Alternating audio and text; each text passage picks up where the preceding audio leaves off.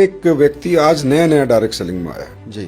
तो आते ही उसे अपने अंदर कौन से ऐसे बदलाव करने चाहिए कि वो इसमें रच बस जाए और आगे बढ़ जाए और कामयाब हो जाए। सबसे पहली चीज जो उसे करनी चाहिए सर कि जो बेसिक ट्रेनिंग में सिखाया जाता है उस ट्रेनिंग को वो जितना हो सके अपने अंदर इन्वॉल्व करने की कोशिश करे। कहने का तात्पर्य वो सुन करके उसे एक कान से सुन करके दूसरे कान से नहीं निकालना है। अगर उसे बताया जा रहा है बेसिक चीज की गोल लिस्ट इनविटेशन तो उस पर और 100% काम करे। दूसरी बात यह है कि जो बेसिक नॉलेज कंपनी का उसे होना चाहिए, प्रोडक्ट का उसे होना चाहिए, बिना इसके उसको मार्केट में नहीं उतरना चाहिए अनटिल जब तक कि वो लोगों के सवालों का जवाब न दे पाए। तो मेरे कहने का तात्पर्य यह है कि उसका सबसे इंपॉर्टेंट रोल ये होना चाहिए कि वो अपने आप को एजुकेट करके मार्केट में लेकर के जाए। तीसरा point sir, direct selling business केवल पैसा कमाने का जरिया नहीं है, ये करियर बनाने का बहुत बड़ा प्लेटफॉर्म है।